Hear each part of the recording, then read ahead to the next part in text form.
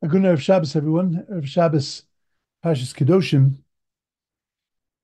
We know that during this period of time, the time of Sfiras Omer, this is a time of tremendous joy. It's a time, as far as the Torah is concerned, that we're preparing for Matan Torah. We're filled with anticipation, raising ourselves, strengthening ourselves each and every day. But we also know that during our history, this has become a very black time, especially during the time of Rabbi Akiva. 24,000 students of his died during this period of time. The Talmud says that it was 12,000 pairs of students. I want us to wonder why the Talmud would record it as 12,000 pairs. And we're taught that the reason that they died during this period of time is lo nagu kavod zeh b'zeh. Most people, when they talk about lo nagu kavod, they didn't show honor to each other, was they were just speaking about they speak about the concept of sinas chinam, that they had hatred to each other, and that's not what was going on. The Gemara is very careful about its words. Lo nagu kavod zeh b'zeh. That means that they were saturated with Torah. They even had Ava, they even had love, which is why they were called 12,000 pairs. They were chavrusas. They had an emotional connection to each other. But they were missing something that came under the heading of Lo Nagu Kavod Zeh b'zeh. What exactly is that Lo Nagu Kavod Zeh b'zeh? What is it that they were missing? Plus, I do understand how serious Lo Nagu Kavod Zeh b'zeh is, but the Torah that they studied should have protected them. We know that Torah is protective. It's magnum matzli. And if that's the case, why didn't their Torah protect them? Why didn't it save them from the death? Why didn't it save 24,000 students of Rabbi Akiva? Something's wrong here. Because this never should have happened. The deaths never should have occurred. Because the Torah should have been able to protect them.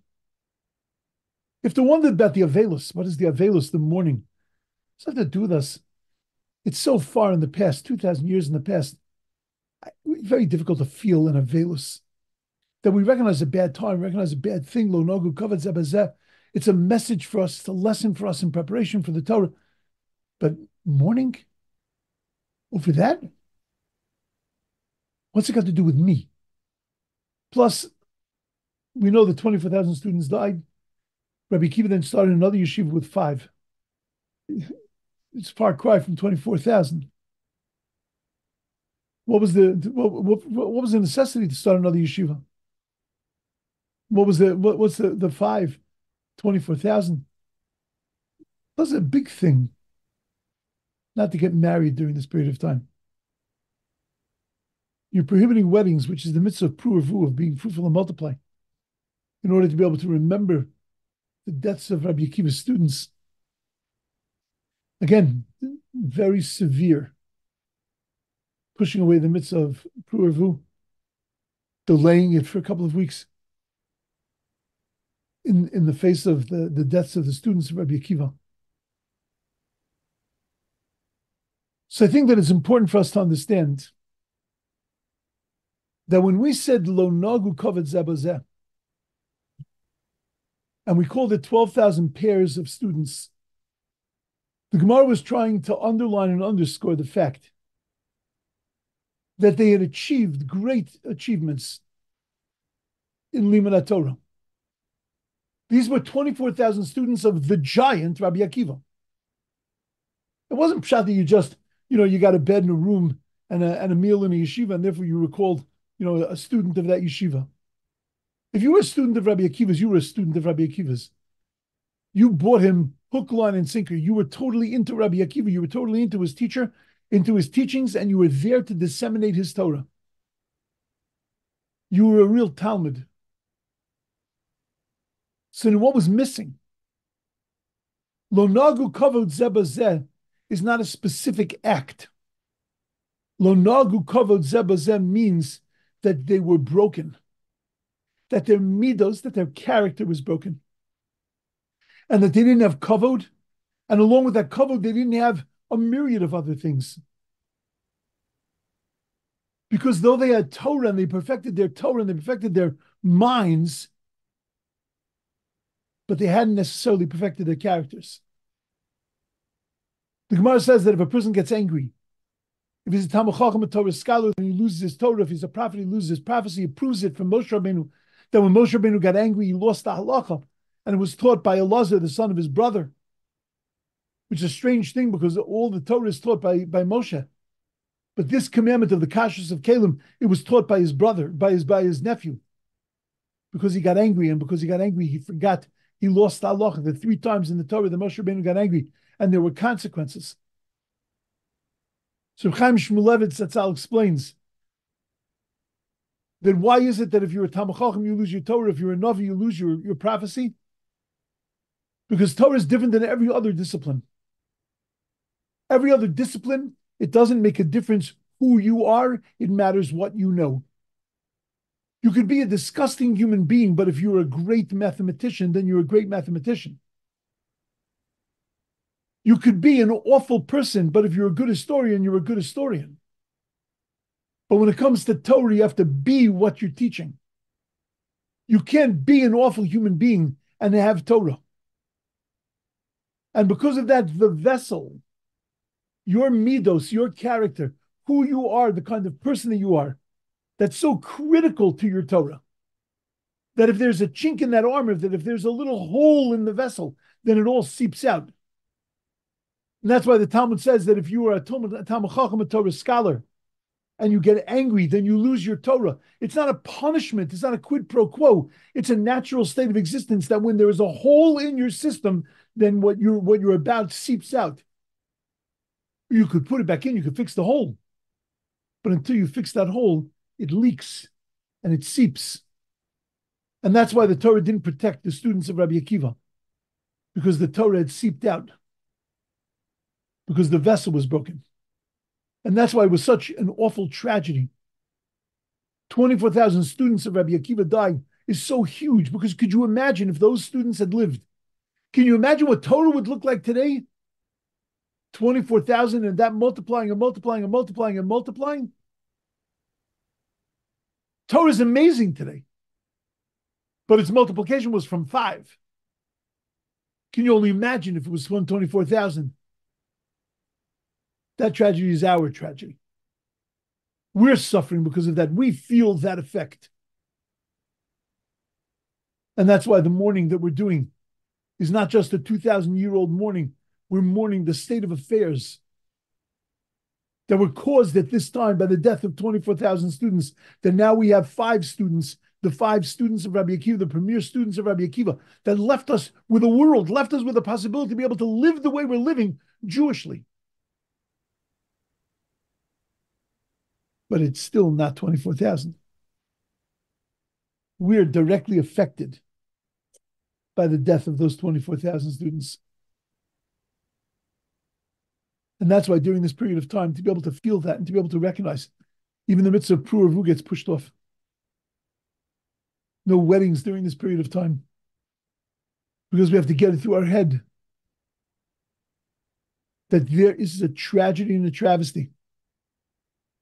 And that as important as it is to work on this concept called hasmada, this ability to be able to sit in front of a sefer and just to be able to learn, this avas HaTorah, this love of Torah, to be able to work on all of those things. But we have to also recognize and we have to work on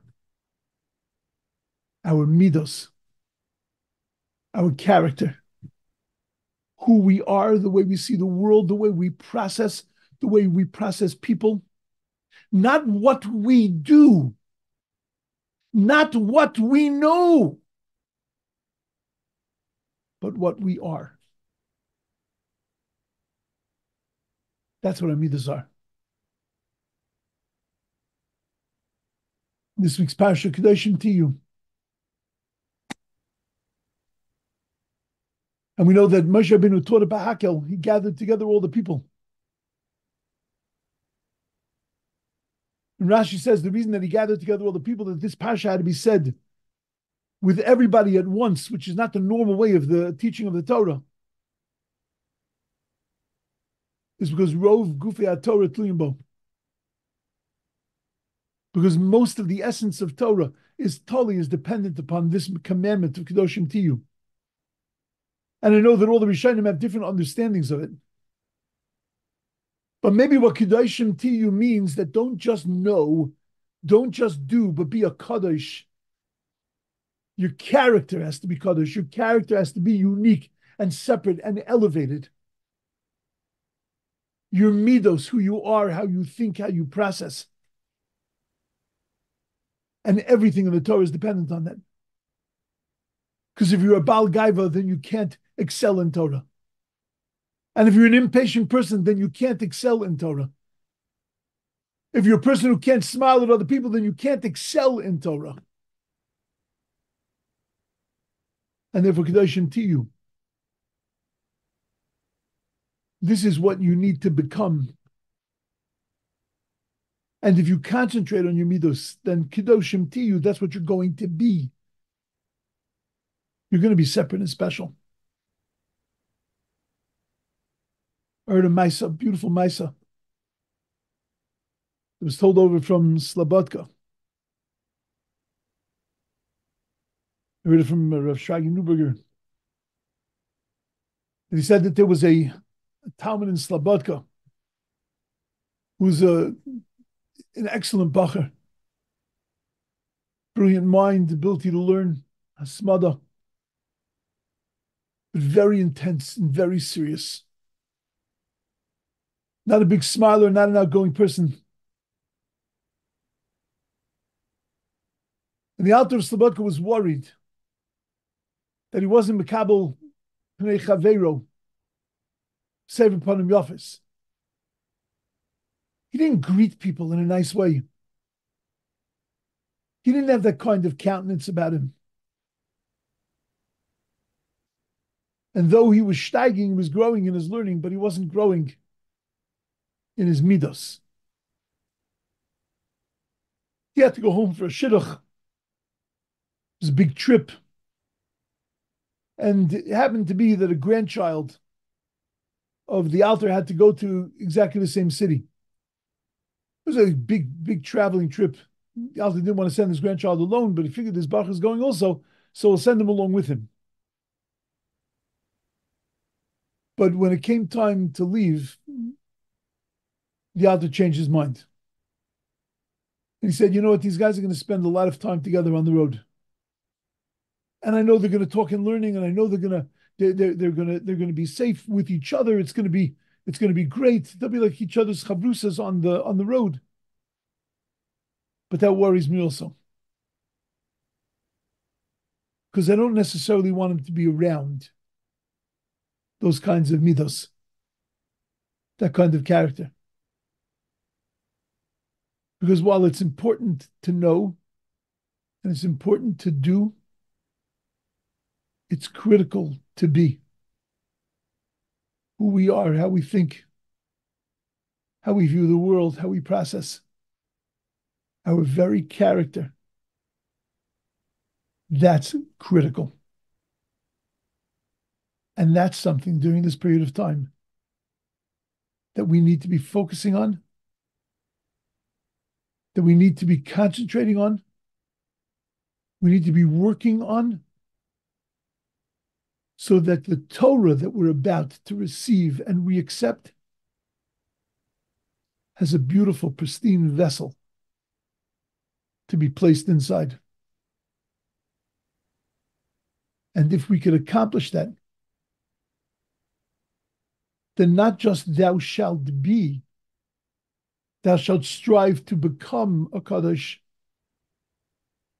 but if this becomes our focus, then Kedoshim Tiyu, that's exactly what we're going to be. Should have a beautiful, amazing, and wonderful Shabbos.